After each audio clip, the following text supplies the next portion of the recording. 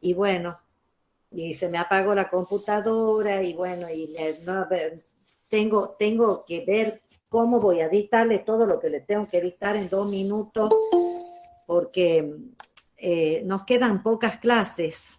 Sí. Entonces, está complicadito el tema, entonces yo estoy acá haciendo con los cuadros que yo tengo, tratar de guiarme rápidamente para que puedan ustedes más o menos tener un pantallazo muy genérico de todas las cosas, independientemente de, estoy admitiendo, por eso todavía no inicio, ¿no? Porque hay muchos que están queriendo entrar y bueno, entonces, el tema es que yo tengo que tratar de darles un pantallazo genérico y es largo, y vayan preparando hasta que vayan entrando todos los demás, vayan preparando el programa para que les diga los temas que no van a ir.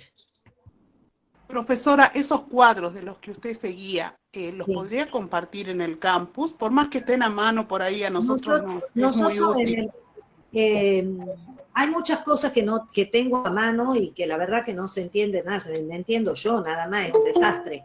Pero hay cosas que están ya subidas al campus, que hemos hecho cuadros que están subidos, no sé si ustedes los habrán visto.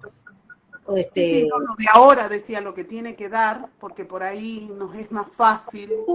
Bueno, yo voy a subir los cuadros de todas las obligaciones que tengo al cuadro, los voy a subir a los cuadros.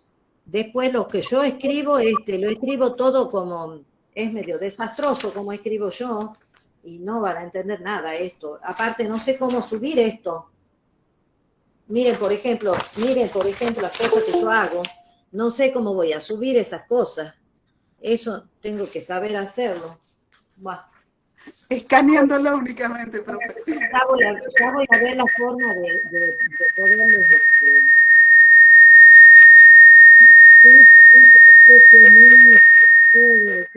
Ruido. Eso sí que no sé. No, me parece que no sé. A ver. Yo quería... Ah, no. Hilda, Orce, de vos es el ruido. A ver. Bueno, no sé por qué será. Bueno, chicos, agarren todos los programas. En este momento tengo 28 personas. Bueno, en este momento no tengo gente que me está pidiendo entrar ya, así que vamos a dar inicio. Ay, sí, me siguen pidiendo entrar. Vamos a dar inicio y vamos a agarrar el programa para que yo más o menos les haga un vistazo genérico. Ustedes han terminado de ver con la doctora Rosa Luz todo lo que es derechos reales. Recuerdan ustedes que nosotros en la unidad 14 hemos hecho un cuadro de la diferencia entre los derechos reales y los derechos personales. Ese cuadro lo tienen que tener bien en claro porque ahora vamos a entrar a los derechos personales.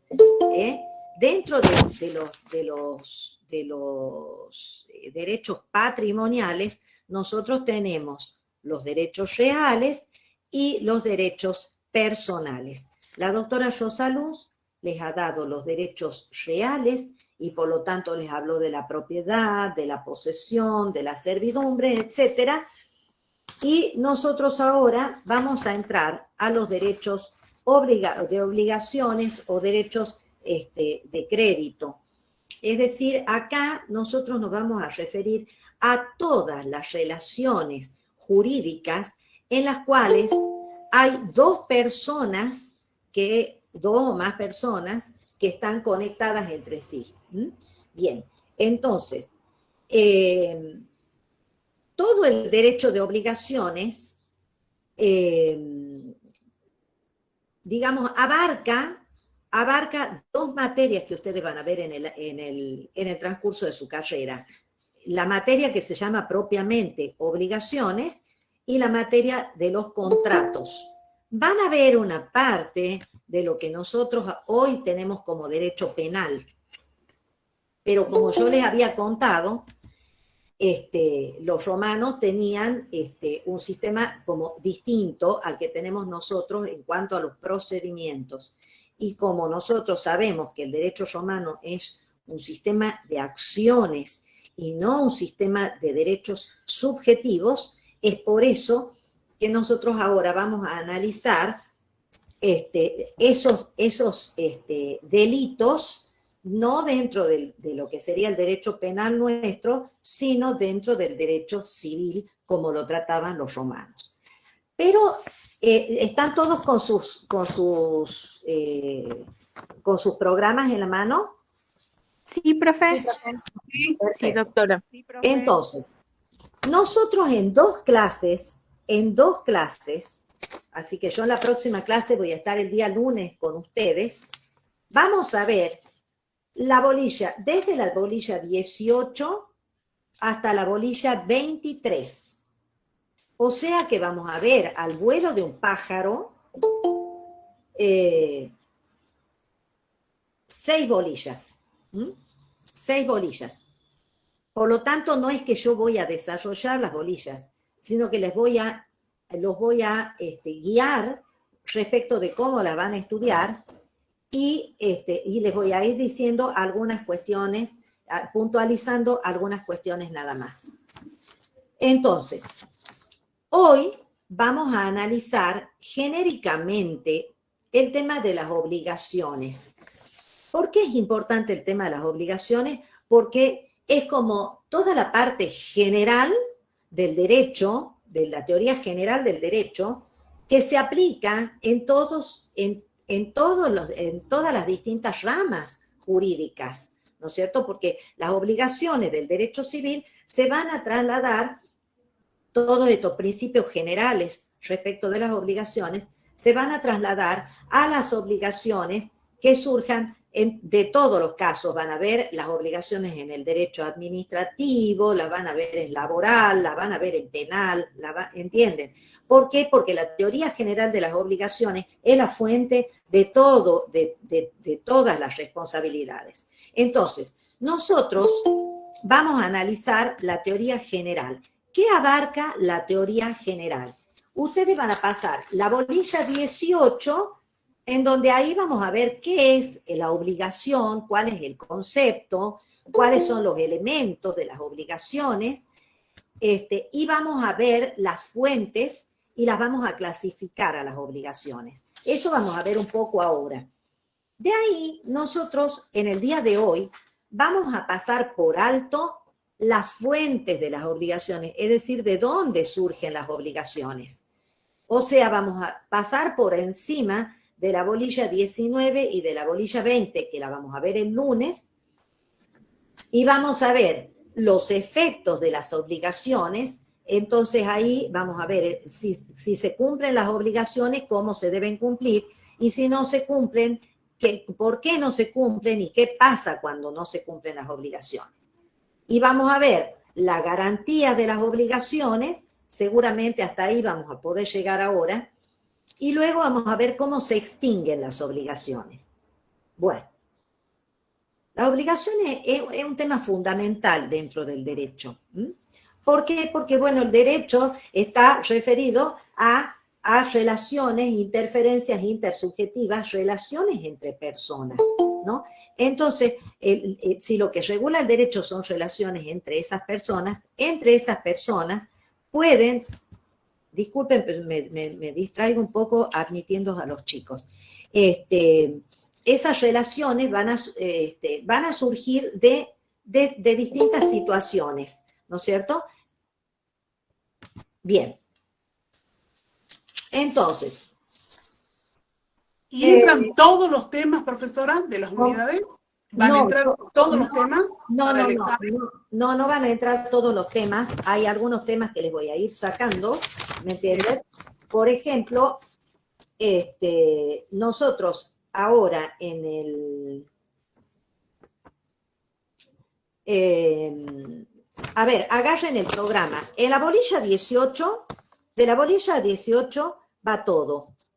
Va todo. ¿Por qué? Porque sí es muy fácil, después lo van a ver de nuevo en el derecho de obligaciones, pero va todo. Pero ¿qué es lo que ustedes van a estudiar? Van a estudiar simplemente conceptos. O sea, por ejemplo, acá ustedes van a tener que, los primeros temas los van a analizar un poco más, pero cuando yo les hable de la clasificación de las obligaciones, ustedes simplemente van a tener que saber cuál es el concepto y dar, por ejemplo, a dar algún ejemplo, ¿no es cierto? Porque, y vamos a tratar de entender por qué motivo nos importa a nosotros poder clasificar, saber qué tipo de obligación es la de la que estamos hablando. Bueno, después de la 20, de la 19-20, ahora no les voy a decir, lo vamos a ver el lunes. Vamos a ver, de la 21 tenemos, no vamos a hablar, ni les voy a preguntar en el examen la cesión de las obligaciones, que es cesión de créditos y cesión de deudas. Eso es un tema muy importante y muy actual y hoy se usa mucho, pero verdaderamente no nos va a dar el tiempo para poder analizar esos temas. Entonces, esos temas no se los vamos a preguntar. Y en cuanto a la bolilla 22, garantías de las obligaciones, ustedes simplemente van a tener que tener los conceptos de arras, cláusula penal, y después la fianza, ¿no es cierto? La fianza y nada más, ¿eh? La fianza. O sea, van a ver las etapas por las que pasa la fianza, pero no van a ver el constitutum de débito ajeno ni el mandatum, o sea, el punto B y el punto C no van. Entonces, en cuanto a la bolilla 23, ustedes van a tener que saber identificar los modos de extinción, ¿no es cierto?, de las obligaciones.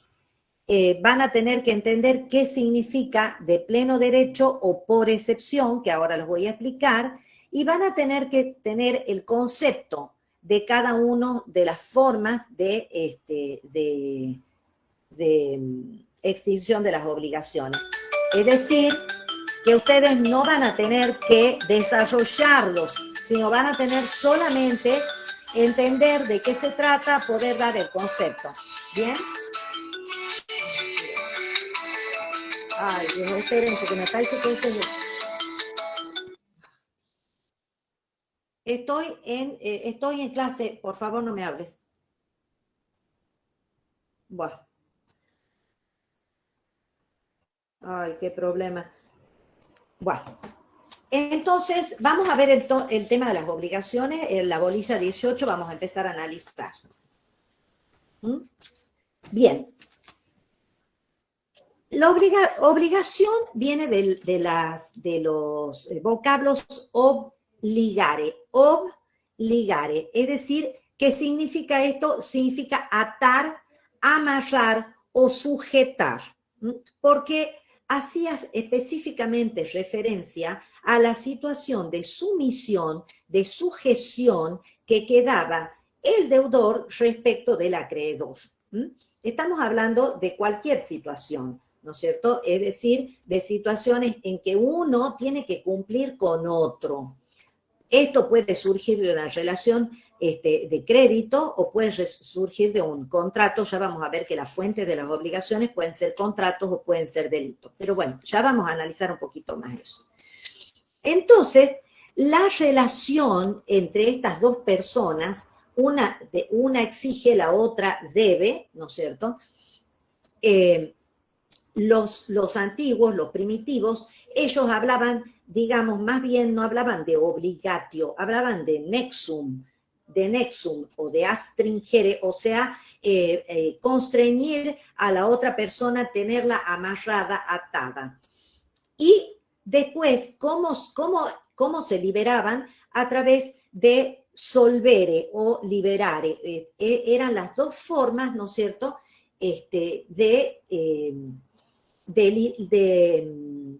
liberación de esa atadura, porque la atadura era una atadura física, ¿no es cierto? Entonces, la relación obligatoria entre las partes estaba fundada en la responsabilidad individual del que cometía el delito o del que cometía la falta o del que aquel que no cumplía, ¿no es cierto? Entonces, no se tenía tanto en cuenta el tema del débito, del deber, sino del incumplimiento, de la responsabilidad por el incumplimiento.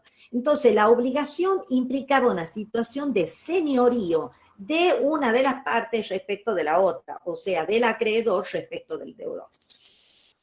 Entonces, la definición que nos dan de obligación las institutas es el vínculo jurídico. Fíjense, hablamos de un vínculo jurídico, no de un vínculo material, cuando en realidad la obligación nace como un vínculo material. El concepto de vínculo jurídico es un concepto que aparece recién en las institutas de Justiniano, es decir, que estamos ya habiendo traspasado y habiendo evolucionado el derecho bastante. Entonces dice, es el vínculo jurídico que nos constriñe en la necesidad de pagar alguna cosa según el derecho de nuestra ciudad. Entonces, esa definición está referida necesariamente a obligaciones que eran entre ciudadanos, porque según el derecho de nuestra ciudad, o sea, a obligaciones que surgen necesariamente del derecho civil. Bien, y cuando habla de pagar, está refiriendo en realidad no solamente a pagar, sino a cumplir la prestación. Bueno,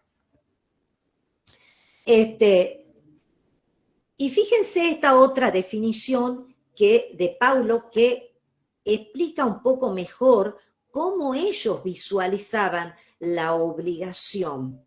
Nosotros en el día de hoy, ¿qué decimos? ¿Qué es la obligación? ¿Qué es la obligación según hoy, según los modernos? Es un vínculo jurídico en virtud del cual una persona que se llama acreedor puede exigir, esta facultad tiene derecho a exigir de otra persona que se llama deudor el cumplimiento de una prestación. Y esa prestación puede consistir en un dar, en un hacer o en un no hacer. Entonces, eso es el concepto que nosotros modernamente tenemos de la obligación, ¿verdad? Ahí estamos teniendo en cuenta las dos partes que hay. Hay un acreedor y hay un deudor. Entonces tenemos de parte del deudor la responsabilidad, de parte del acreedor tenemos el crédito, ¿no es cierto? Bien. Entonces estamos hablando de un vínculo jurídico. Pero originariamente, como yo les decía, ese vínculo no era un vínculo jurídico, sino era el vínculo de la persona que directamente se sujetaba y se ataba y se amarraba al otro hasta tanto cumpla. Bien. Entonces, tenemos otra definición que da Paulo, y que dice, la sustancia de la obligación, entiendan, la sustancia de la obligación no consiste en que se haga nuestra una cosa, o sea, no es que nos paguen, sino en que otro se constriña, se dan cuenta la fuerza de la sujeción hacia nosotros a darnos o hacernos o prestarnos alguna cosa. O sea que la fuerza está en el nexo, en esa sujeción. Bien, ahora, ¿de dónde surge la obligación? Porque cuando nosotros hablamos de obligación es porque nosotros estamos refiriéndonos a que hay que cumplir algo, hay que solucionar algo, ¿verdad? Hay que de alguna manera reponer algo que no está en su lugar. Entonces, ¿de dónde proviene esa obligación? Entonces, ¿de dónde surge originariamente ese constreñimiento, esa obligación de tener que cumplir? Entonces, alguna parte de la doctrina dice que surge en realidad de los delitos, porque era del delito, del daño causado, donde directamente las partes llamaban al nexum, es decir, primero la venganza privada, o sea, el cumplimiento, cómo se daba directamente a través de la venganza privada, que no era un cumplimiento, era una compulsión, en realidad era una compulsión al cumplimiento. Entonces dicen, las obligaciones más antiguas surgen de los delitos, pero otros hablan de que en realidad no surgen de los delitos, sino que surgen de los contratos, porque en realidad es cuando aparece la composición. ¿Se acuerdan cuando yo hablaba que primero era la venganza?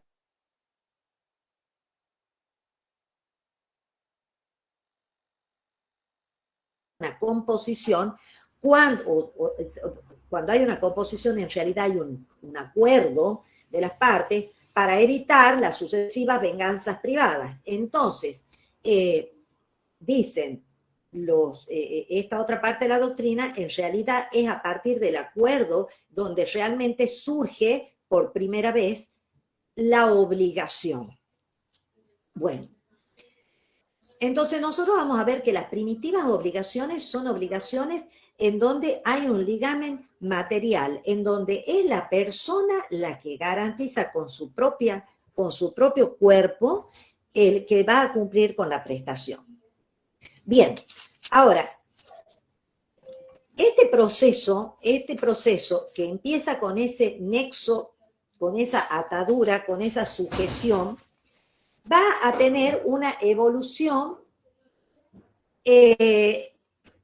en el derecho romano, porque ¿quiénes eran las personas que realmente quedaban normalmente sujetas? ¿Quiénes eran las que quedaban obligadas necesariamente? La parte que se consideraba más débil eran normalmente los plebeyos.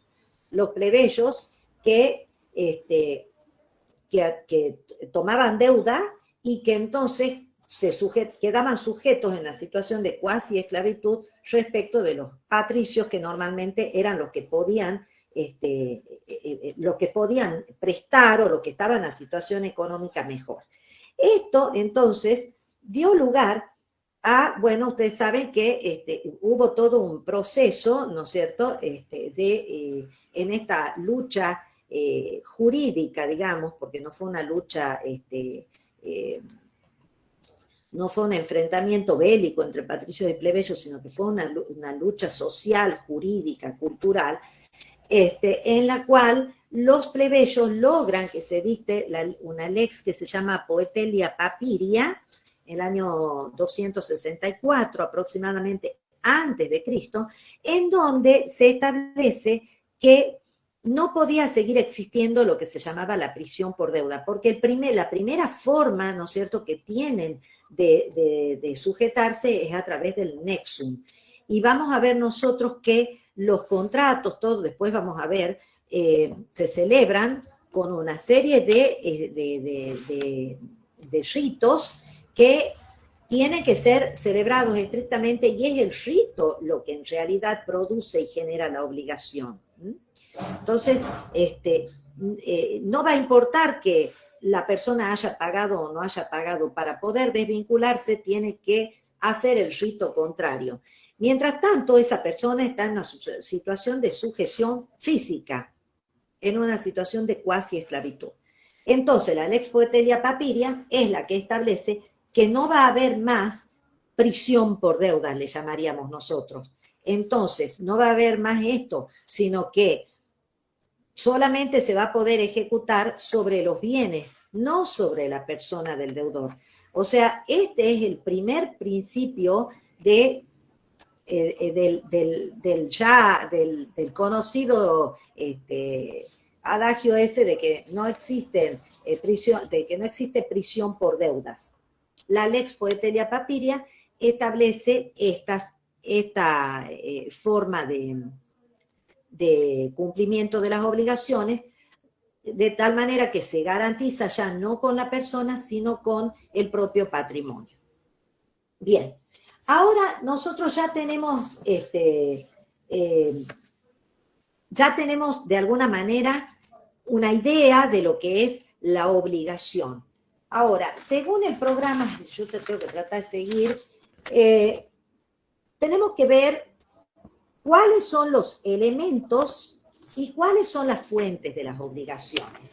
Entonces, ¿cuáles son los elementos de las obligaciones? Cuando nosotros hablamos de obligación, hablamos de un vínculo jurídico, ¿no es cierto?, en donde hay dos partes. Entonces, ¿cuáles son las partes? El acreedor, que es el que tiene, que puede ser una persona física o jurídica, y el deudor, que es el que debe cumplir con la prestación. Existe un vínculo jurídico. ¿Qué es? El vínculo jurídico es el constreñimiento, es la responsabilidad jurídica, ¿no es cierto? O sea, el deber de cumplir la prestación. Eso es el vínculo jurídico. Bien. Ese vínculo, ese constreñimiento, esa obligación, digamos, ese deber, es lo que diferencia a la obligación de otras relaciones no jurídicas, ¿no es cierto? Porque es el que le permite al acreedor justamente ejecutar al deudor. Bueno, es decir, que le va a dar al acreedor la actio. ¿Recuerdan cuando yo les hablaba de la actio? Si tengo actio, tengo derecho porque efectivamente lo puedo ejercer. Si no tengo actio, no lo puedo ejercer. Y autoriza entonces al acreedor también a retener alguna cosa del deudor. Cuando, por ejemplo, se traten de obligaciones naturales. Ya vamos a ver los distintos tipos de obligaciones. Ahora, tenemos un tercer elemento. Tenemos el vínculo jurídico, los sujetos y el objeto. ¿Cuál es el objeto? Es la prestación. O sea, es la conducta que debe realizar el deudor para cumplir, digamos, con la obligación. Y esa prestación puede consistir en un dar, que consiste en entregar algo en propiedad o para constituir algún derecho real sobre esa cosa. En un hacer, un facere o non facere, o un hacer o no hacer, es decir, que yo debo realizar una conducta, ¿no es cierto? Un facere o no facere, y el otro es el praestere, praestare. ¿Qué es el praestare? Es la obligación también de dar algo, pero no en el carácter de, no para constituir un derecho real, no para entregar la propiedad de la cosa. Es como, por ejemplo, una garantía, dar una garantía. O resarcir, por ejemplo, un daño, también es un praestare. Entonces, nosotros tenemos un dare, un facere o non facere y un praestare.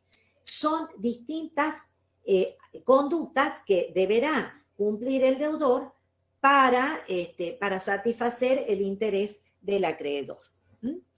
Es decir, que el objeto siempre consiste en la conducta del deudor, en una conducta. Bien. Ahora, la prestación, ese dar, ese hacer o no hacer, o ese garantizar, tiene que reunir algunos elementos, ¿no es cierto? Tiene ese objeto de la prestación, tiene que ser lícito y tiene que ser posible. O sea, no puedo obligarme a tocar el cielo con la mano, no puedo obligarme a una prestación que sea de cumplimiento imposible. No puedo obligarme, ¿no es cierto?, o celebrar un negocio en el cual yo me obligo a entregar el templo de la diosa Vesta, porque eso está fuera del comercio. O sea, que jurídicamente es imposible que yo pueda celebrar un acto jurídico respecto de eso. Entonces, tiene que ser física y jurídicamente posible, tiene que ser determinado o determinable ese objeto, ¿no es cierto? Y tiene que tener necesariamente un contenido patrimonial. Bien, eso es el objeto de la prestación. Ahora bien, ¿cuáles son las fuentes de las obligaciones? O sea, la obligación, yo me obligo y tengo que cumplir y me constituyo en deudor, pero ¿de dónde surge mi obligación? Entonces, Gallo, que ha sido en realidad se entiende que ha sido en realidad un profesor de derecho, que ha existido en el siglo II después de Cristo, Gallo escribe lo que se llamaron unas institutas, que era como un manual de derecho, en el cual Gallo habla de de dónde surgen las obligaciones, dice. Las obligaciones, dicen, nacen de los contratos o nacen de los delitos. O sea, yo celebro un contrato y por lo tanto, entonces, una de las partes, asumimos obligaciones, las dos partes nos comprometemos a cumplir con ese contrato. Entonces, pueden surgir de contratos o pueden surgir de delitos. Porque si yo cometo un delito, un acto ilícito, entonces yo tengo que pagar, tengo que resarcir el daño que yo he causado. Pero bien, existían otras situaciones que no eran contratos y otras situaciones que no eran delitos, de las cuales surgían también obligaciones, que son las que nosotros vamos a ver, no hoy, en la bolilla 19 y 20, el día lunes. Entonces, esas situaciones lo hacen pensar a Gallo y dice, bueno, en realidad existen otras especies de causas en donde mezclamos todo, ¿no es cierto? No sabemos qué entra todo ahí. Bueno, de tal manera que Gallo solamente nos puede dar esta división de las fuentes de las obligaciones, o sea, de dónde surgen las obligaciones. Luego viene otro jurisconsulto, que es Modestino, y Modestino dice que también surgen, y agrega algo importante, que es, dice, también surgen obligaciones de la ley, porque la ley manda a realizar determinadas cosas, o cumplir determinadas conductas que nosotros tenemos que ajustarnos, y entonces también es fuente de obligaciones la ley. Es un aporte importante que hace Modestino. Finalmente, cuando Justiniano hace la clasificación, ¿no es cierto?, en el corpus, se hace la clasificación de cuáles son las fuentes de las obligaciones, entonces Justiniano dice, las obligaciones van a nacer de los contratos o de los cuasicontratos, es decir, que son situaciones similares a los contratos, pero que no son contratos, o de los delitos o de los cuasidelitos, es decir, situaciones que son similares porque se causa un daño, pero que no constituyen delito. Eso lo vamos a analizar el día lunes. Ahora nosotros vamos a hacer una clasificación de las obligaciones. Siguiendo el programa, ¿no es cierto?, tenemos la clasificación según el vínculo.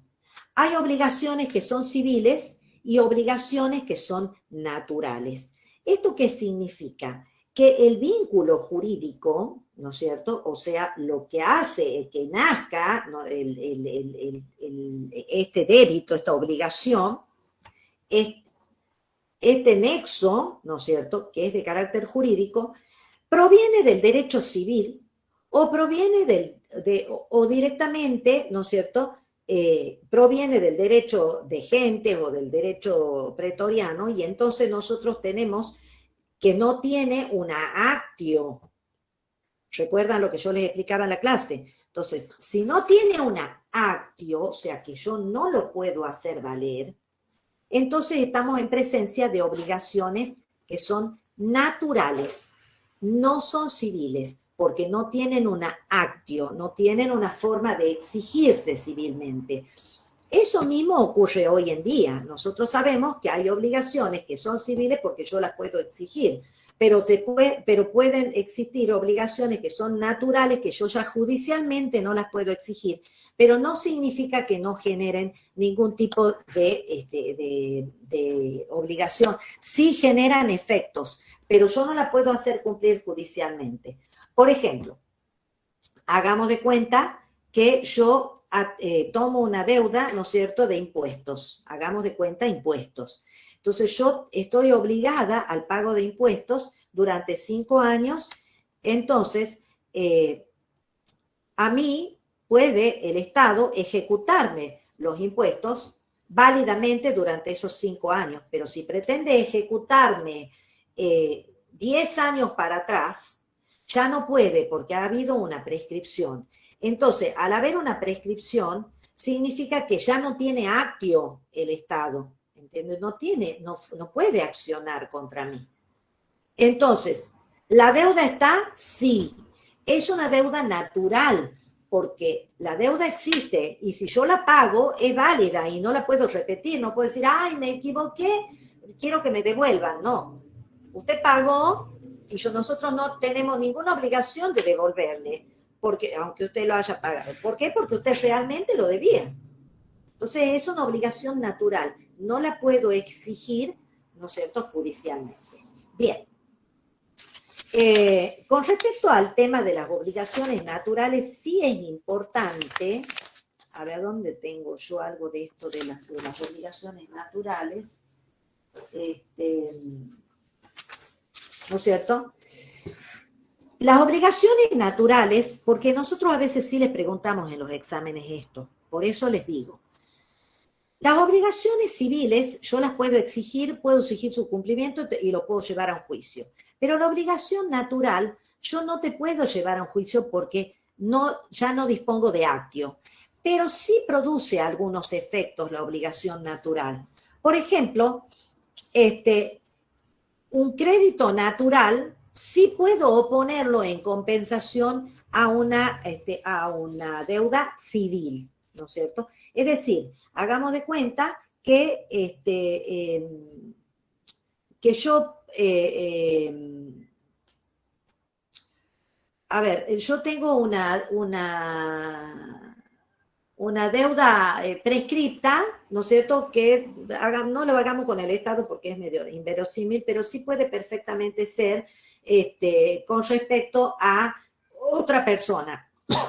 Por ejemplo, una persona a la cual yo he chocado, pero no me inició el juicio durante los 3 años y bueno, el daño material se lo generé, pero en realidad él ya no me lo puede exigir. Entonces él conmigo tiene un crédito natural, A su vez, ¿no es cierto?, tiene conmigo una deuda civil. Entonces, una deuda civil, por ejemplo, me debe a mí algo, me tiene que pagar un cheque que está vigente y que lo puede ejecutar, que yo lo puedo ejecutar. Entonces, puede oponerse y puede compensarse, es decir, hacer valer su crédito contra mí. Sí, podemos perfectamente hacer un acuerdo y puede el crédito natural oponerse en compensación a la deuda civil, ¿no es cierto? Entonces, una deuda natural también se puede transformar en civil a través de un instituto que se llama la novación. La novación es la transformación de una obligación de una naturaleza en otra obligación. Eso también puede ocurrir. Por ejemplo, en el derecho hereditario, sí se tienen en cuenta las deudas naturales que ha tenido el causante en el cómputo del pasivo, o sea, de las deudas de la persona fallecida. Entonces, tenemos nosotros situaciones en las cuales se producen efectos jurídicos a pesar de que esa obligación no se puede exigir civilmente. ¿Cuáles eran los casos en donde nosotros podemos decir hay deuda natural? Cuando, por ejemplo, el que contrae la deuda es un fili. ¿Se acuerdan ustedes que el fili no tiene patrimonio y no puede ser exigido, no se lo puede llevar a juicio. Entonces, si contrae una deuda un fili, esa deuda es una deuda natural. Si contrae una deuda el esclavo, también es un esclavo, porque el esclavo está en la misma situación del fili, o sea, del hijo.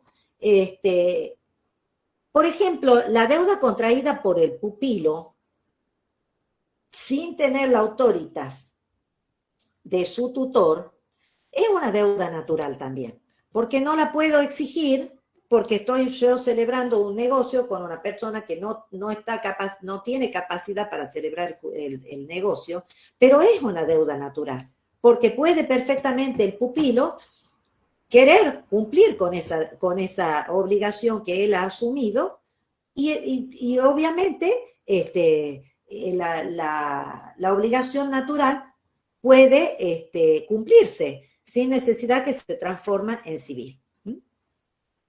Las obligaciones que surgen de los simples pactos en la época antes de que cuando los pactos no generaban obligación civil, nosotros podíamos hacer un pacto, pero no lo podíamos exigir judicialmente. Después vamos a ver toda una evolución del tema de los pactos en el derecho romano. Bueno, entonces, eso era algo que yo les quería aproximar porque sí es factible que le podamos hacer alguna pregunta respecto de esto, de las obligaciones civiles y naturales, así que tomen nota y estudien las obligaciones civiles y naturales. Bien.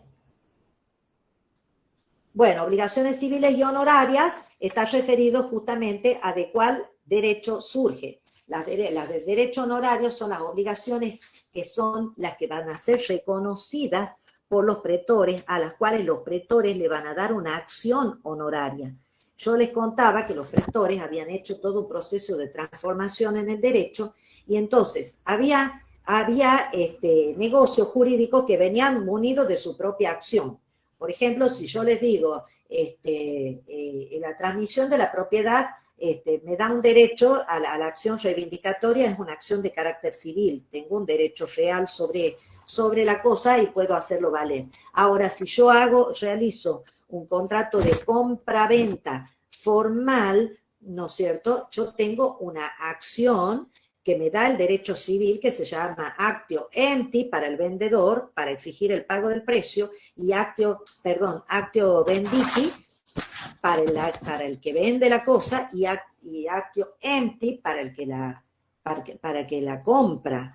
Entonces, para que le entreguen la cosa. Esas son acciones civiles, pero había situaciones en donde no estaba previsto civilmente y no tenía una acción civil. Entonces, el pretor va a otorgar acciones.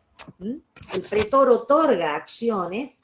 Eso está en la bolilla 13, que yo les he dicho que estudien, pero que cuando habla de las acciones pretorianas, estas son las que van a generar entonces obligaciones honorarias o pretorianas, porque esas obligaciones sí las puedo hacer valer. ¿Por qué? Porque si bien no tengo una acción civil, el pretor sí me va a habilitar con una acción a través del procedimiento para que yo pueda exigir el cumplimiento. Bien. Ahora, según los sujetos, ¿no es cierto?, tenemos distintas clasificaciones. Las obligaciones de sujetos fijos, las obligaciones de sujetos variables, las obligaciones de sujetos múltiples. O sea que tenemos una división en tres tipos. Las de sujetos fijos o determinados son aquellos sujetos que el acreedor y el deudor son fijos y están determinados desde que la obligación empieza hasta que la obligación termina. Después tenemos la de sujetos variables. Estas son las obligaciones o ambulatorias o propter rem. Son obligaciones en donde una de las partes o ambas o no están definidas, ¿no es cierto?, cualquiera de las partes, el sujeto activo o el sujeto pasivo, no están individualmente determinados cuando se constituye la obligación. o no son los mismos desde que se constituye la obligación hasta el momento en que hay que cumplirlo, ¿no es cierto? Hasta que se extingue. Estas obligaciones se llaman obligaciones propter rem, porque están en realidad adheridas a la cosa. Por ejemplo, si un animal o un esclavo genera un daño a una persona, esta persona, ¿contra quién va a dirigir la acción? Tiene una acción, ¿verdad? ¿Quién queda obligado al pago? O sea, el deudor que tiene que pagar es el dueño del animal y el dueño del esclavo, ¿verdad? Ese va a ser el deudor. Ahora, ese deudor puede ser hoy una persona y mañana otro, porque yo puedo vender al esclavo, ¿verdad? Entonces, ¿por qué se llaman propter rem o ambulatorias? Porque van adheridas a la cosa. O sea, que la cosa que ha causado el daño es el animal o es el esclavo.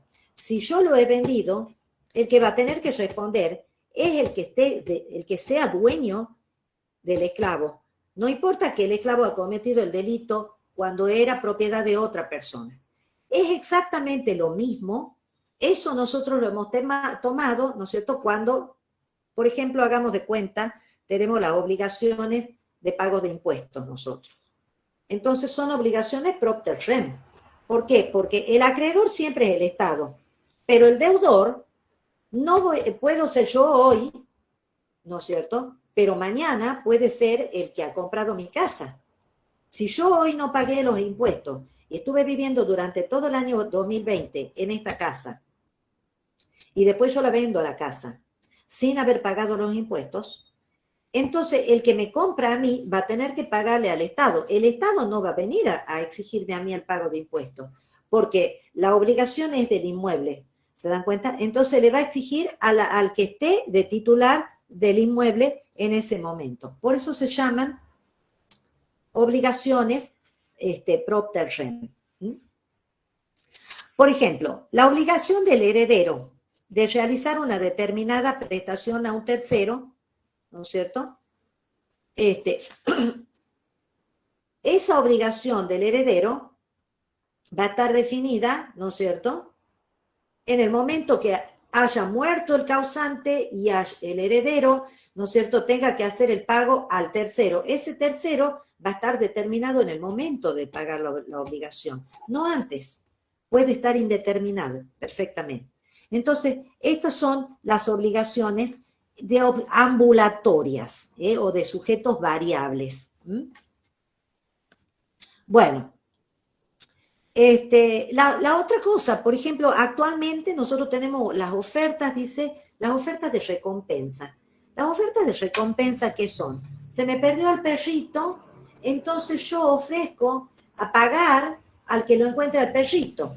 Entonces, yo, deudor, digamos, yo voy a ser el deudor porque he hecho la oferta. Entonces, ¿pero quién va a ser el acreedor? El que encuentre el perrito. Está indeterminado, no sé quién es. ¿Entienden? ¿Les queda claro? Bien.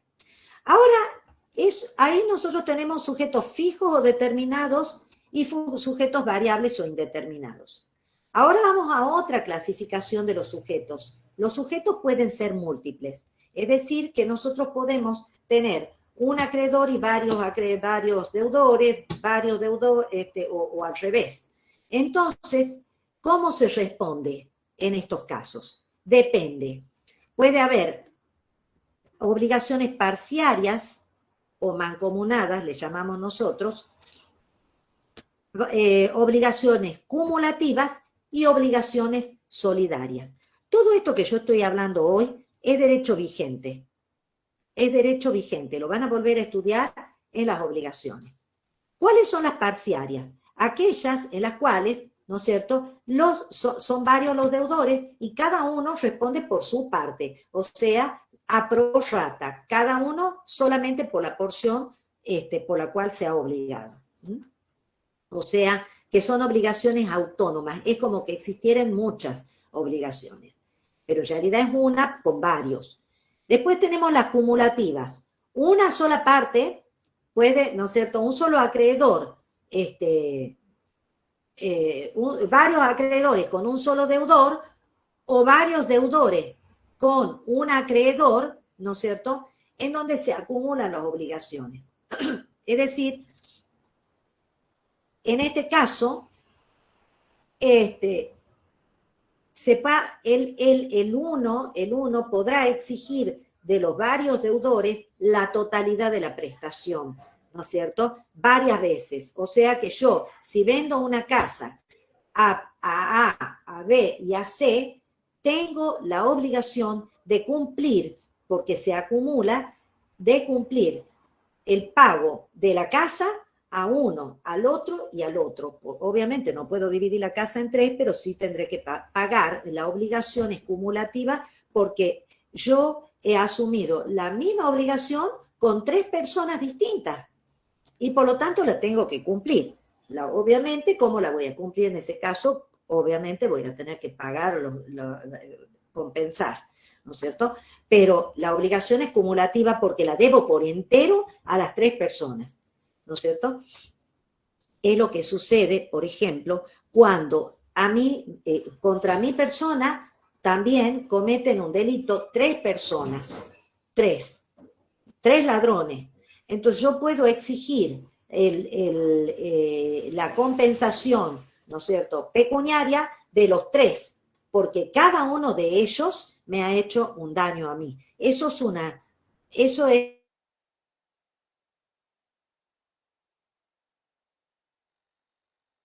se usa muchísimo cuando ustedes hacen los contratos de alquileres, por ejemplo. En realidad le dice que es un fiador, no es un fiador, es un codeudor solidario. Es muy diferente, no es un garante, es un simple garante, sino que es un codeudor solidario. ¿Qué es la solidaridad? Implica que las dos partes, ¿no es cierto?, que varios acreedores, si yo tengo varios acreedores, con que el deudor le pague la totalidad de la deuda a cualquiera de esos acreedores, queda extinguida la obligación con respecto a todos los demás. Entonces, puedo exigir el pago a cualquiera de los deudores y uno de esos deudores me paga la totalidad, ¿no es cierto?, de lo que puedan deber varios. A ver, la exigencia de la prestación o el cumplimiento de la prestación lo puede hacer en su totalidad una sola de las personas y todas las demás quedan liberadas. Quedan liberadas. Después, obviamente, la solidaridad da lugar a una relación entre la persona que pagó la deuda para que los demás deudores le devuelvan lo que él pagó. Pero esa obligación ha quedado extinguida, ¿comprenden? O sea que yo, por ejemplo, el caso del alquiler, ¿no es cierto? ¿Quién debe el alquiler? El que está viviendo la casa, pero a su vez, ese tiene un codeudor solidario, que vendría a ser el fiador que ponen en los contratos, pero que es un codeudor solidario. Entonces yo, acreedor, puedo exigirle la totalidad del pago del alquiler tanto al que vive en la casa como al garante. Y ese garante, que en realidad no es garante, es un codeudor solidario, podrá pagarme la totalidad. Y yo ya no tendré que exigirle, no le podré exigir el pago del alquiler a la persona que vive en la casa, porque ya se ha extinguido esa obligación con el pago por parte del codeudor solidario. ¿Se dan cuenta? Bueno, ¿les queda duda? ¿Van claro hasta ahí? ¿Vamos, Pedro? Sí, doctora, hasta aquí va muy claro. Bien. Bueno, todo este tema de los detalles, esos específicos que hay acá, de cómo después se resuelven entre ellos, no se los vamos a exigir, ¿verdad? No, simplemente con que ustedes tengan los conceptos, ¿bien? Bueno, ya esas las dijimos, las civiles honorarias, y después cuáles tenemos de sujetos múltiples y la clasificación según el objeto. La clasificación según el objeto. Chicos, todo esto que estamos estudiando se aplica absolutamente a todas las situaciones jurídicas. O sea que ustedes tienen que pensar que esto se analiza, ¿por qué? Porque cuando a ustedes les llega un caso para que ustedes resuelvan, ustedes tienen que saber qué naturaleza de obligación es, qué tipo de obligación es de qué estamos hablando. Porque no es lo mismo si yo me he obligado solidariamente que si yo no me he obligado solidariamente. Porque hay otras, no me pueden exigir, ¿me entienden? Hay distintas situaciones. Entonces, es muy importante poder hacer esa discriminación. Bien. En cuanto a la según el objeto de la prestación, tenemos obligaciones que son divisibles o indivisibles, específicas y genéricas, alternativas y facultativas. Bueno, entonces, divisible o indivisible es cuando la prestación yo la puedo cumplir en etapas. Por ejemplo, si yo tengo que hacer un pago, ¿no es cierto? La prestación se puede cumplir en partes, la puedo dividir a la prestación. O sea que si yo tengo que pagar 1.000 pesos, yo puedo pagar primero 500 y después otros 500, porque la prestación sigue siendo la misma, no pierde su naturaleza, ¿verdad? Ahora, si la obligación mía consiste en elaborar un contrato, porque yo soy abogado y mi obligación que yo he contraído es elaborar el contrato para la empresa que me pide que le haga el contrato. ¿Esa obligación es divisible o va a ser indivisible? Porque yo tengo que entregar algo, no, yo tengo que hacer algo, yo tengo que elaborar algo. Eso es un faquere, ¿verdad? Entonces yo tengo que entregar, yo tengo que hacer toda una elaboración. Esa elaboración, ¿yo la puedo hacer por parte? No, yo tengo que entregar el contrato completo, tengo que entregarlo. Entonces yo, en este caso, no la puedo cumplir por etapas. Yo tengo que cumplirla a la prestación completa. Es indivisible. Bueno, entonces, cuando se trata de obligaciones de hacer o de abstenerse de no hacer, entonces esas normalmente son indivisibles. Bien, ahora, las obligaciones, según el objeto, pueden ser determinadas o específicas, ¿no es cierto?, cuando el objeto está individualizado, es concreto, ¿no es cierto?, es determinada, ¿no es cierto? Por ejemplo, si yo tengo que entregar, una obra de arte, que yo soy Picasso, y bueno, la obra de arte que me han indicado a mí es específica, es determinada. Entonces, esa obra de arte es un objeto totalmente determinado, específico. De tal manera que si yo hice la obra, ¿no es cierto?, y no la entregué, la obra esa que yo hice se pierde, se rompe, le cae un rayo, entonces yo no he cumplido, o sea, la entrega de esa obra, ¿no es cierto?, está directamente por un caso fortuito extinguida, porque la cosa específica es la que yo tengo que entregar, yo cumplo con esa cosa. Si la cosa se pierde, entonces la prestación va a quedar incumplida. Ahora, después veremos si tengo culpa o si no tengo culpa, eso ya tendremos que analizar, por culpa de quién se pierde. Pero ¿por qué nosotros analizamos el objeto de la prestación? Porque según qué le pase al objeto, si el objeto se pierde, vamos a ver si la prestación subsiste o no subsiste. Bueno, en las obligaciones indeterminadas, ¿no es cierto?, tenemos que distinguir. O sea, cuando está determinado, yo sé claramente qué es lo que tengo que cumplir. Entonces, si el objeto perece, el deudor queda liberado. Pero, ¿qué pasa cuando son indeterminados los objetos? Depende, los objetos son indeterminados. Entonces, si el objeto tiene cierta indeterminación, ahí tenemos otra clasificación. Y tenemos las que son genéricas, obligaciones genéricas o de cantidad. Yo tengo que entregar 1 tonelada de azúcar o de harina o de vino, ¿no es cierto? Entonces, esos objetos tienen una indeterminación porque está dentro de un género, ¿verdad? Por eso son genéricas. Si se pierde, si yo voy en el camión llevando el azúcar y lo chocan al camión y cae, se desparrama el azúcar, yo igual sigo estando obligada, porque el género nunca perece, porque entonces tendré que llevar otra tonelada de azúcar porque es algo que está determinado por el género. Bueno, el género nunca perece, es decir, que las obligaciones genéricas, la cosa se pierde, el deudor debe cumplir. Pero existen otras formas. Existen obligaciones que son alternativas y existen obligaciones que son facultativas.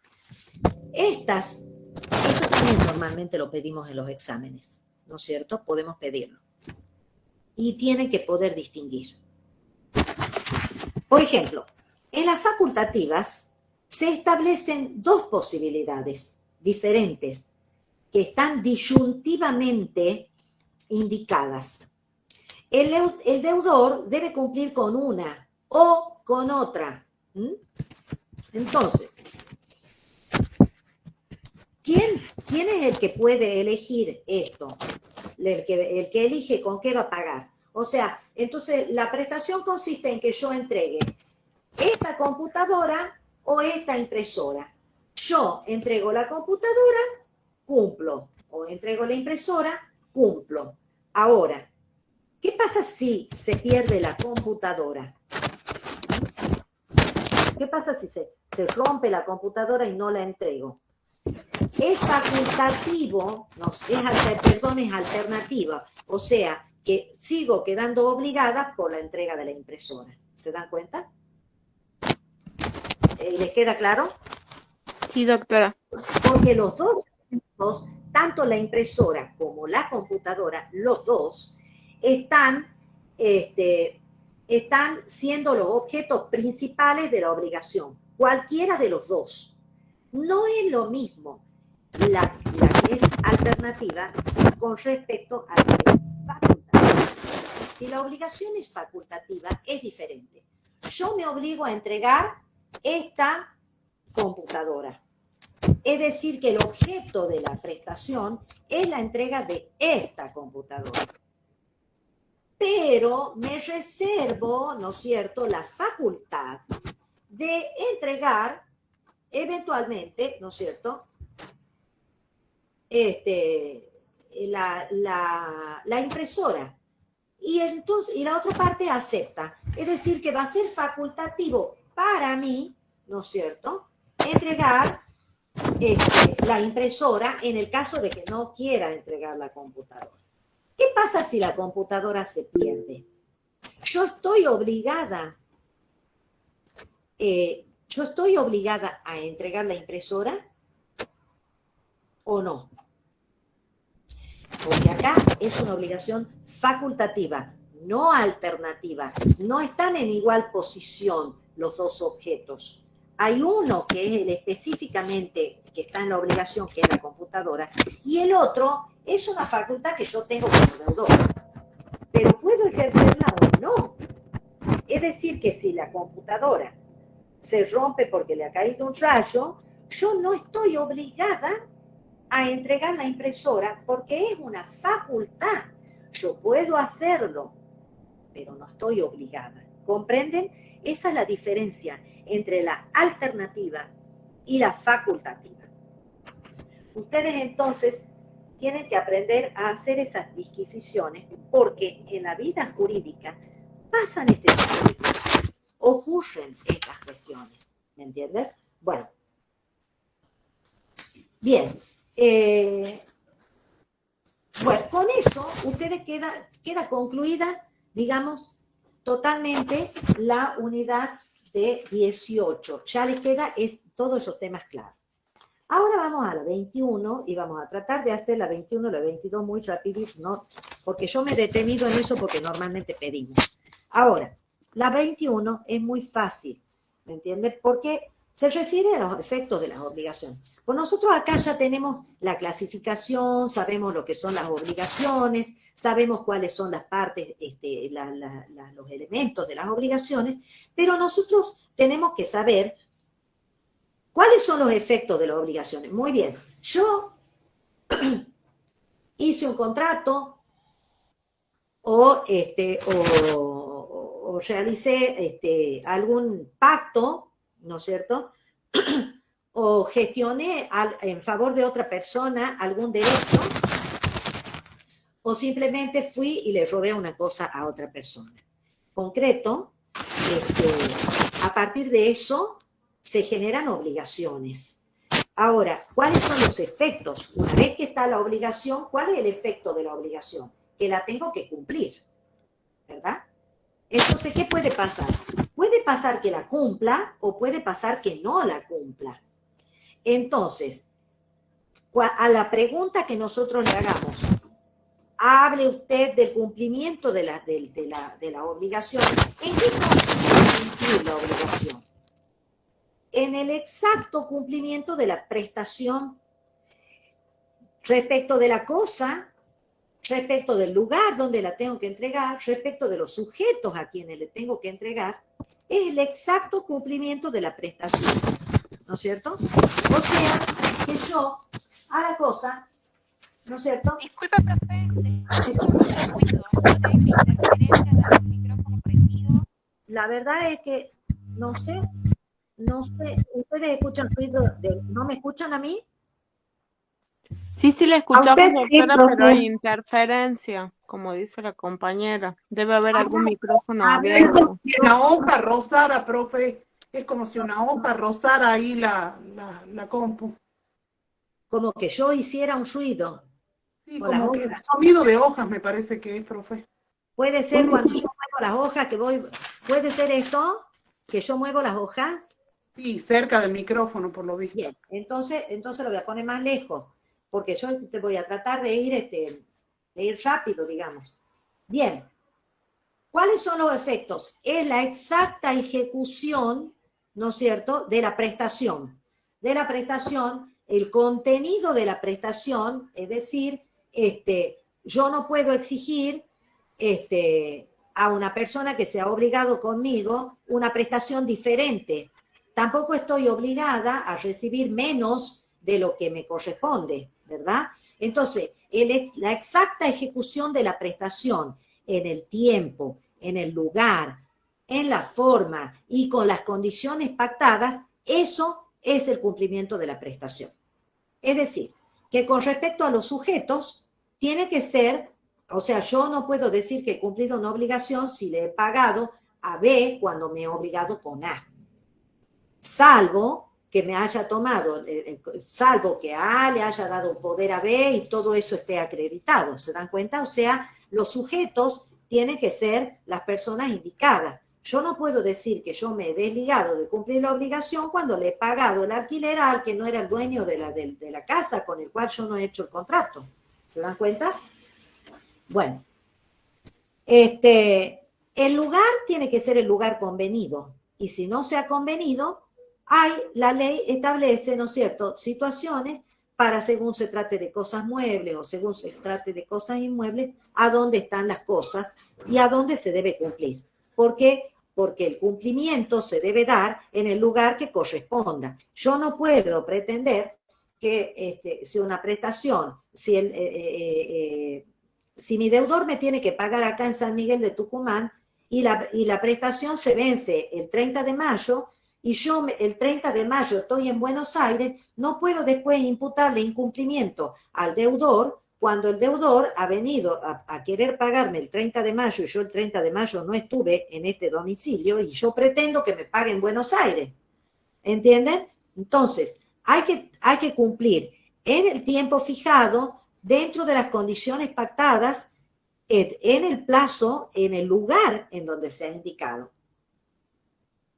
Cuando hay un plazo establecido, se debe pagar en el plazo que se establece, pero cuando no está establecido, siempre para constituirlo en mora al deudor, tengo que hacerle la interpelación previa. Eso es un detalle bien importante, porque si ustedes no hacen la interpelación previa, entonces no pueden exigir y no es exigible la prestación. Y si se van a un juicio, ustedes inician un juicio sin haber hecho la interpelación previa para constituirlo en mora, entonces el juez le va a decir no ha lugar a la acción, porque ustedes no tienen un crédito exigible, ¿me entienden? Por eso es importante todos estos detalles. La interpelación previa cuando el plazo no está convenido. Y en cuanto al contenido de la prestación, ¿no es cierto? ¿Puedo yo aceptar un pago parcial de una cosa y que el deudor después diga que ya cumplió porque me pagó la mitad? No, no estoy obligada a recibir un pago parcial, ¿no es cierto? Pero existe lo que se llama una excepción, que es el beneficio de competencia. El beneficio de competencia, ¿no es cierto?, se daba respecto de determinadas personas. Por ejemplo, los padres respecto de los hijos o los hijos respecto de los padres. Por ejemplo, en los casos de los militares o en los casos de los socios en una sociedad. Entonces, yo puedo decir que buenamente, ¿no es cierto?, tengo esto para pagar. O sea, mi hijo no me puede venir a ejecutar más allá de lo que yo buenamente puedo pagar. Ese beneficio de competencia que lo crean los romanos, ¿no es cierto?, ¿qué hace? Hace que se proteja el derecho protege a determinadas situaciones y a determinadas personas. Por ejemplo, ustedes cuando van a ejecutar a una persona, han iniciado un juicio ejecutivo y llegan a la casa a trabar embargo sobre su casa. Resulta que en su casa el hombre tiene una cama, una heladera, una mesa y una silla. ¿Ustedes lo pueden embargar? No se puede hacer el embargo en ese No. caso. Bueno, ¿saben por qué? Porque los romanos crearon el beneficio de competencia en virtud del cual no podía dejar a una persona una persona como era el padre o como era el hijo o como era el socio en una situación de tal manera que esa persona esté obligada a dejar todo y a quedar en una situación de indigencia para cumplir con la prestación. Había que respetar esa relación y por lo tanto, ¿no es cierto?, era lo que el padre buenamente podía pagar, o el hijo buenamente podía pagar, o el socio buenamente podía pagar, ¿se dan cuenta? Eso se llamó el beneficio de competencia. Ese es el origen de la inembargabilidad de las que les estoy hablando hoy. ¿Se dan cuenta? Bueno, y después tenemos otra excepción con el objeto de la prestación. Si yo tengo una deuda de $1.000.000, o $1.000.000, no entremos con los dólares porque después hay otras disquisiciones ahí. Vamos con los pesos. Yo debo $1.000.000, ¿no es cierto? Y yo realmente soy una persona solvente, pero no lo tengo al $1.000.000. No lo tengo al $1.000.000 y quiero cumplir. Resulta de que me agarró el corralito y yo lo tenía al $1.000.000 en el banco, pero vino el decreto ese del corralito y me quedé sin la plata. No tengo el $1.000.000, pero yo ofrezco pagar el $1.000.000 con un departamento que vale $1.000.000 y que justo tengo el departamento. Puedo entregarlo, puedo hacer una dación en pago, ¿no es cierto? Y la otra parte podrás acceder o no en un principio, pero luego sí, ¿no es cierto? Se establece que un deudor que es solvente, pero que no tiene el dinero efectivo, pueda ofrecer un inmueble que esté evaluado en la misma cantidad de pesos para poder liberarse de la obligación.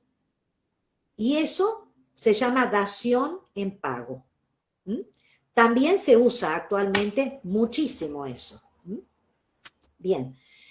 Entonces, estos han sido remedios creados por los romanos.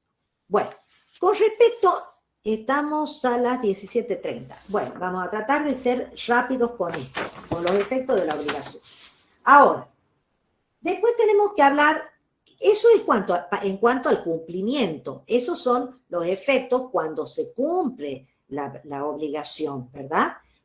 Para cumplir y para considerar que se ha cumplido, tiene que ser la exacta ejecución de la prestación. Ahora, ¿qué pasa cuando no se cumple la prestación directamente? Hay que analizar por qué no se cumple la prestación. Entonces, ahí entramos al análisis de el dolo, la culpa, el caso fortuito y la fuerza mayor. Y entonces eso va a generar, ¿no es cierto?, consecuencias. Entonces, cuando nosotros hablamos de culpa o de dolo o de caso fortuito, fuerza mayor, estamos hablando de que ha habido un incumplimiento. Si ese incumplimiento es imputable cuando ha habido dolo o cuando ha habido culpa. Las gradaciones de la culpa, ¿no es cierto? El dolo no tiene gradaciones, pero el dolo es la mala intención, la intención de no cumplir. O sea, yo no cumplo porque no quiero cumplir. El dolo, ¿no es cierto?, directamente no tiene excusa. Y en todo caso, las personas van a responder. Cuando han obrado con dolo, sí o sí el deudor debe responder. ¿Y cómo debe hacerlo? Ya sea con el cumplimiento de la prestación exacto, compulsivo, ¿no es cierto?, o con la indemnización de los daños y perjuicios, en cuyo caso se le van a poner todos los intereses punitorios, moratorios, etcétera, ¿verdad? La culpa sí tiene gradación, ¿no es cierto? Van a haber distintos tipos de culpa, ¿no es cierto? Entonces, la culpa no es lo mismo que el dolo, porque la culpa implica una negligencia, ¿no es cierto? O sea, la persona no cumple porque ha sido negligente. Bien, entonces, cuando ha incumplido por negligencia o por imprudencia o por impericia, ¿no es cierto?, hablamos nosotros de culpa.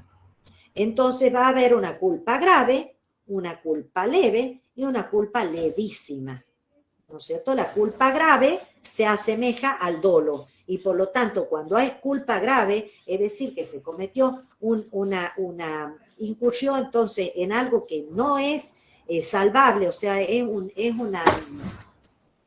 una negligencia máxima o una imprudencia máxima, es asimilable al dolo y por lo tanto el deudor debe responder.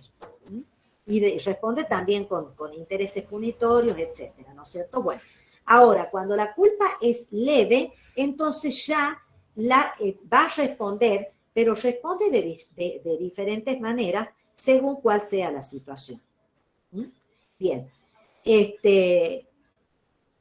bueno, eso es genéricamente lo que ustedes tienen que referir, a diferenciar el dolo, la culpa, el caso fortuito y la fuerza mayor. El caso fortuito, ¿no es cierto?, es una situación que es absolutamente impredecible, ¿no es cierto?, en virtud de lo cual las partes no han podido, es un evento absolutamente que no se podía prever. Entonces, por ejemplo, un terremoto o un maremoto, ¿no es cierto?, no se podía prever y por lo tanto la persona ha dejado de cumplir por ese evento, ha caído un rayo, eso es una cosa imprevisible. Entonces, ahí estamos hablando de un caso fortuito. El caso fortuito siempre extingue la obligación, ¿no es cierto? Y la fuerza mayor es una situación que aún habiéndose podido prever, no se ha podido evitar, ¿no es cierto? Por ejemplo, un tumulto, ¿no? Puede ser un tumulto, ¿no es cierto? Un tumulto en la calle, qué sé yo. No se ha podido evitar, se podía haber previsto de que si ha habido una manifestación, puedo prever que va a haber un tumulto, pero no lo pude impedir. Entonces, cuando yo no puedo impedir, entonces se trata de una fuerza mayor. Previéndolo, no lo puedo impedir. En tanto en el caso fortuito como en la fuerza mayor, el deudor queda exento de la obligación de responder. Bueno, pero sin embargo, ¿no es cierto?, se ha desarrollado una teoría de que si la persona estaba en mora, entonces esa persona igual debe responder. ¿Por qué debe responder? Porque estaba en mora, es decir, que si hubiera cumplido en el tiempo correspondiente, no hubiera caído en esta situación de imposibilidad de pago. ¿No es cierto? Entonces, ¿por qué? Porque si yo tenía que pagar el 30 de mayo y resulta de que no pagué, y resulta de que el 15 de julio se produce el maremoto, yo ya estaba en deuda.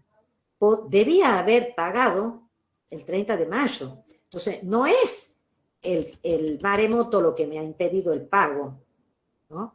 Entonces, ahí no ha habido un caso fortuito que a mí me libere de la obligación, ¿no es cierto? Es decir que cuando ya está constituido en mora, la obligación subsiste. Aunque hay otra parte de la doctrina que luego dijo que si la cosa igual hubiere perecido para el propietario con posterioridad por el caso fortuito, entonces ahí sí lo libera al deudor. O sea, hagamos de cuenta que lo que me tenía que hacer el 30 de mayo no era pagarme dinero, sino entregarme el caballo, y resulta de que el caballo, que no me entregó el 30 de mayo, qué sé yo, le cayó un rayo el 15 de junio, y bueno, el rayo le iba a caer estando en poder del deudor o estando en poder mío. Por lo tanto, ese evento se interpreta a favor, ¿no es cierto?, del deudor. Bueno, y bueno, luego tenemos el tema de la mora, que en la mora no hay un incumplimiento, sino que hay un cumplimiento tardío. Entonces, la mora implica que yo no he pagado cuando debía, sino que pago pero con posterioridad. Y ese pago con posterioridad ha generado un perjuicio a la otra persona. Por lo tanto, esto se va a resolver, ¿no es cierto?, con la aplicación de los intereses, ¿no es cierto? Entonces yo, esos intereses, ¿no es cierto?, o en el caso, ¿no es cierto?, de sumas dinerarias me genera intereses, pero si yo lo que hago es la entrega de la cosa con posterioridad, tengo que pagar, o la realización del acto con posterioridad, tengo que pagar los daños y los perjuicios. Entonces, se resuelve en el pago de indemnización de daños y perjuicios más los intereses moratorios y punitorios, etc. Ahora, la mora no es solamente del deudor, sino que puede haber una mora del acreedor. Es decir, que el acreedor es el que ha obstaculizado el pago por parte del deudor. Entonces, ojo cuando hablamos de mora, que tenemos que distinguir claramente que puede haber una mora del deudor y una mora del acreedor. Bien, eso lo tienen que, ustedes lo tienen que explicar, lo tienen que poder. Bueno, ahora vamos a ver qué más tengo para darles acá clarito. Disculpen.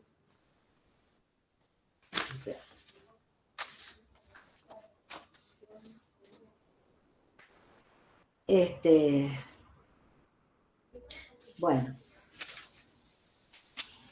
miren, cuando en el sistema de la gradación de la culpa, ustedes van a ver que ahí hay un sistema, ¿no es cierto?, de la culpa grave, de la leve y de la levísima, Y después hablan de cómo vamos a determinar si la culpa era en abstracto o era en concreto, ¿no es cierto?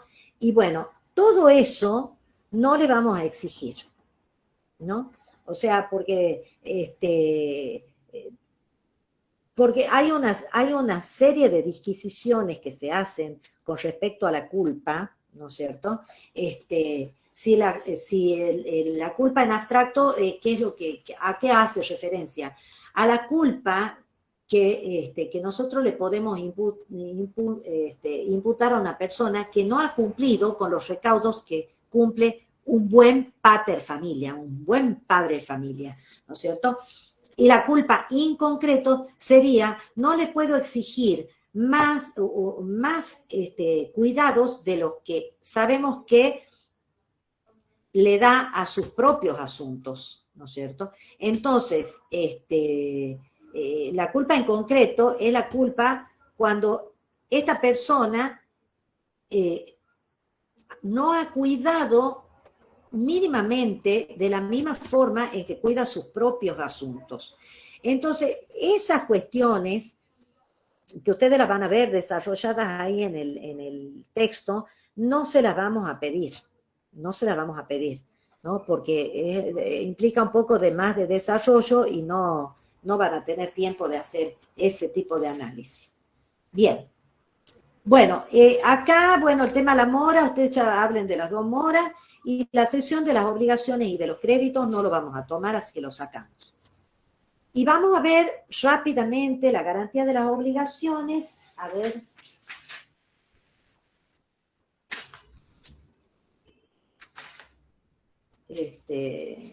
A ver. Vamos a ver rápidamente algo de las garantías.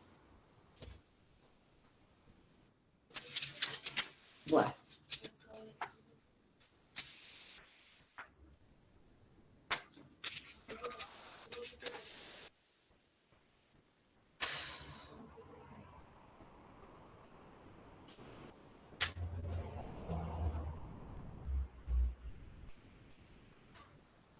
Bueno, las garantías de obligaciones, nosotros tenemos, ustedes han visto las garantías reales, derechos reales de garantía. En la bolilla 17, ustedes han visto las garantías reales, la fiducia, el pignus, la hipoteca, han visto entonces la prenda y la hipoteca. Eso han visto en la bolilla 7. ¿A qué se refiere la garantía de las obligaciones? Cuando nosotros constituimos una obligación, ¿no es cierto?, podemos exigir un garante. Hacemos un contrato, podemos exigir un garante, ¿no es cierto? Bueno, o podemos exigir que el propio deudor nos garantice de alguna forma. Entonces nosotros tenemos que las obligaciones podemos garantizarlas, es decir, reforzar o asegurar que vamos a cumplir el pago de la prestación, ¿no es cierto? Y esta forma, las garantías, las podemos dar de 2 tipos, garantías reales y garantías personales. Las garantías reales son las garantías que ustedes han visto en la bolilla 17. Es decir, cuando ustedes han visto las garantías de la prenda y la hipoteca. Es decir, yo garantizo con la entrega de algo, ¿verdad? Garantizo con la prenda, dejo prendado el auto para pagar las cuotas, o dejo hipotecada la casa para pagar el crédito con el cual yo he comprado la casa. Es decir, que yo ahí estoy dando, el propio deudor puede dar garantías, ¿no es cierto?, reales, que son sobre las cosas, que recaen sobre cosas, o personales. Las personales son garantías que un tercero presta o que el propio deudor presta como para asegurar el cumplimiento de la prestación. Entonces, dentro de las personales, nosotros tenemos las garantías otorgadas por el propio deudor, ¿no es cierto?, que son las hayas, la cláusula penal, el juramento promisorio, el constituto de deuda propia, de las cuales solamente le vamos a pedir las hayas y la cláusula penal. ¿Mm? Las hayas y la cláusula penal. No le vamos a pedir ni el juramento promisorio ni el constituto de deuda propia, que dice ahí constitutum debite propri, que así dice el programa. Entonces, solamente hayas y cláusula penal. Entonces, las hayas, ¿saben qué son? Son directamente las señas. Hoy nosotros hablamos de señas. Bueno, son las hayas. Las hayas, entonces, consisten en la entrega de una o un fondo o una suma de dinero o alguna cosa que garantice, ¿no es cierto?, propia de mi propiedad, con la cual yo garantizo el cumplimiento de la prestación. Las primeras hayas que existían se llamaban hayas de carácter confirmatorio. Entonces yo entrego la seña, pero puedo, ¿no es cierto?, lo cual sirve para confirmar que el contrato se va a celebrar, ¿no es cierto? O sea, son hayas de carácter confirmatorias, confirman el contrato. Ahora, esas hayas, se cumpla o no se cumpla el contrato, se deben devolver, porque han sido una seña, un pago de una seña para confirmar nada más el contrato. Ahora, con posterioridad se le da otro sentido a las hayas y se las transforma en penitenciarias, es decir, penitenciales, digamos, con Justiniano. ¿Por qué? Porque a esta seña, si yo no celebro, si yo no cumplo con lo que he pactado, el que la entrega la pierde. Si el que no cumple lo pactado es el acreedor, entonces, ¿no es cierto?, deberá devolver el doble. Entonces, por eso, porque tienen un carácter penitencial, es decir, que el haya tiene la intención de asegurar que efectivamente se cumpla la prestación principal.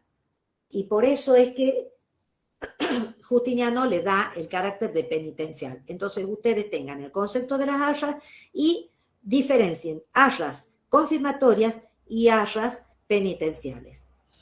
Y en cuanto a la cláusula penal, ¿no es cierto?, la cláusula penal es una estipulación que se hace, un pacto, ¿no es cierto?, que se hace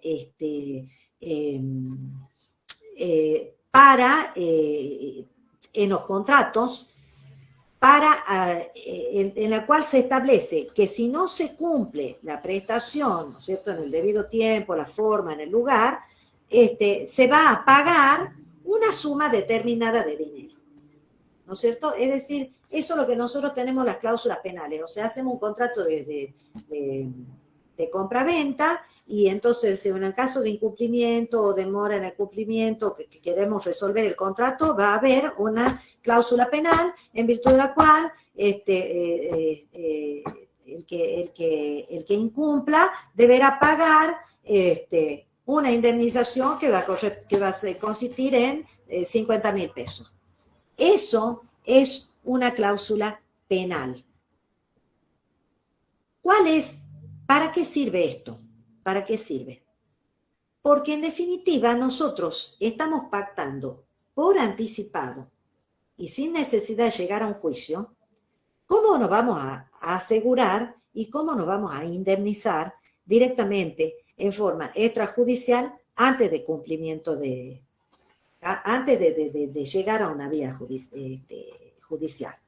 Y si llevamos una vía judicial, también podemos hacer valer, ¿no es cierto?, esa cláusula penal.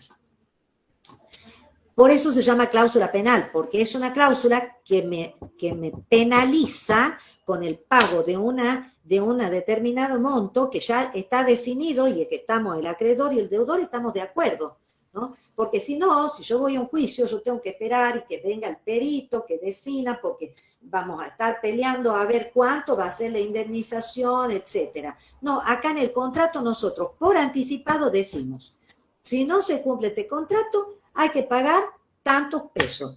En lo cual el actor y el demandado estamos totalmente de acuerdo. Si no se cumple esa cláusula penal, directamente se la ejecuta. Porque ya no vamos a discutir nada, porque ahí estamos los dos de acuerdo directamente. ¿Comprende? Entonces, esa es la parte importante de la cláusula penal. ¿Cuál es, digamos, el efecto que tiene,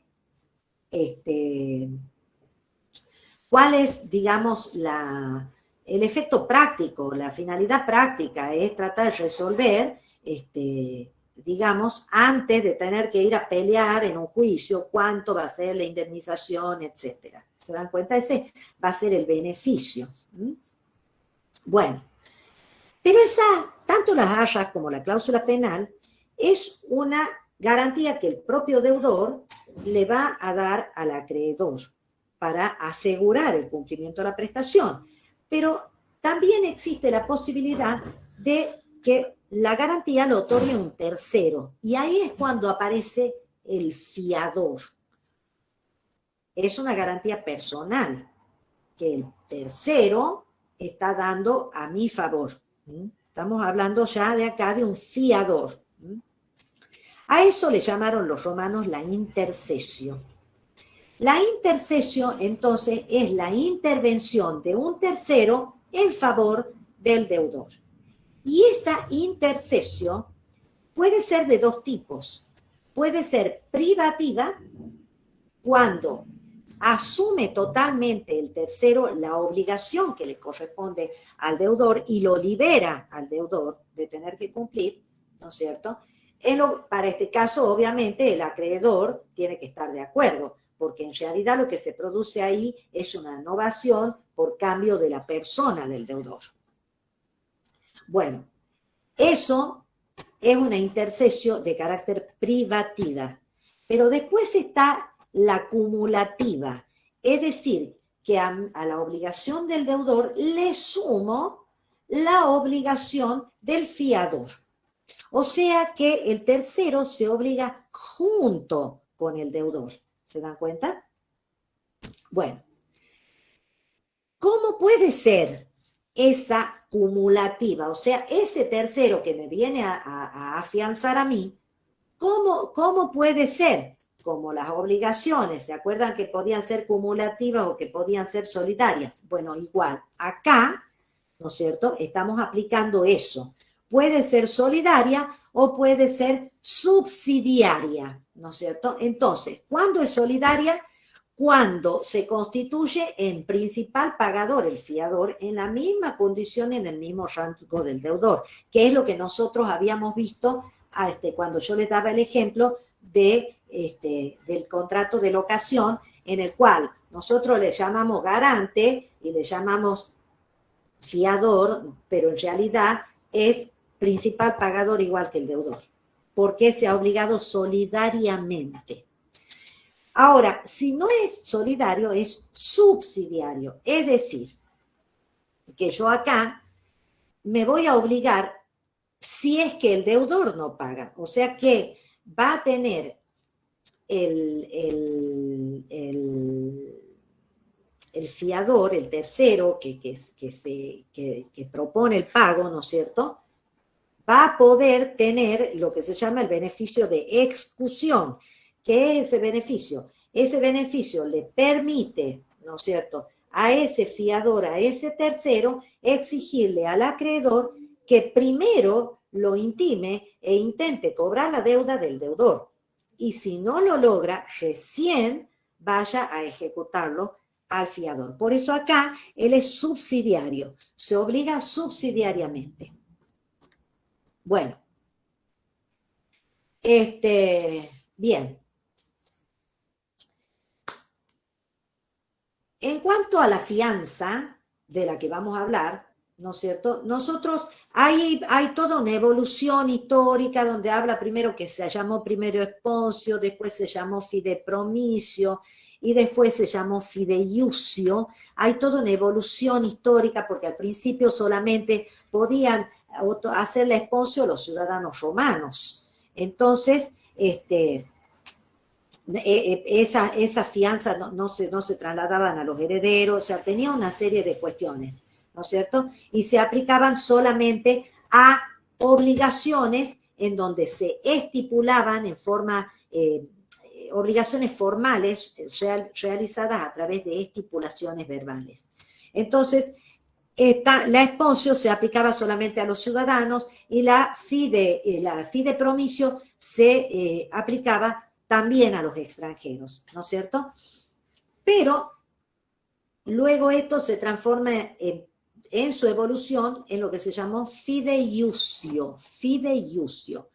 Es más nueva, es la última etapa en esta evolución, se aplica a todas las personas, ¿no es cierto? A todo tipo de obligaciones, aún a las obligaciones naturales, aún a las obligaciones futuras, o sea, a las que voy a contraer en el futuro. Y también se transmite a los herederos. Bueno, entonces, al principio la fianza en realidad no era subsidiaria, era solidaria.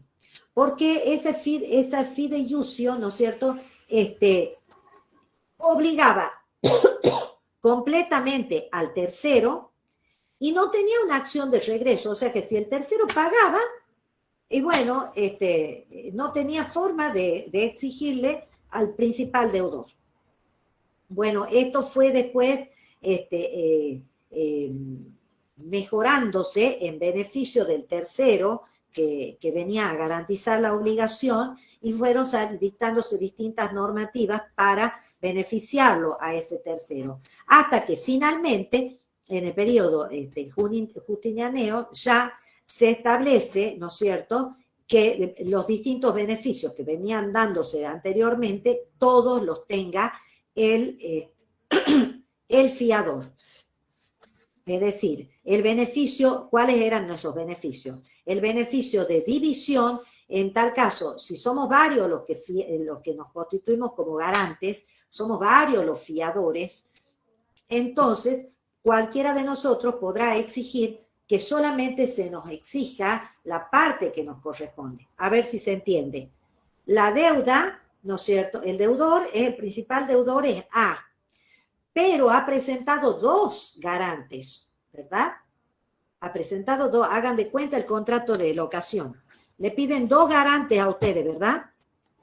Dos garantes, y también a veces le piden que tenga garantía real, es decir, no que tenga garantía real, pero que sean propietarios, etc. Bueno, hay dos garantes, hay dos fiadores. Entonces, el beneficio de división, ¿qué me posibilita? Que el fiador 1, ¿no es cierto?, pueda decir, yo pido el beneficio de división y solamente yo respondo por la mitad que me corresponde a mí, porque hay otro fiador, pídanle la otra mitad al otro fiador. ¿Se dan cuenta? Eso se llamó el beneficio de división, que aparece en la época del emperador Adriano.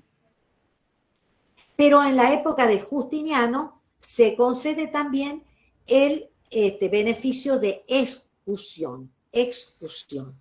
¿Qué es el beneficio? Es lo que yo les explicaba anteriormente. Los fiadores van a tener la facultad de, ante la ejecución del acreedor, exigir que primero lo ejecuten al deudor.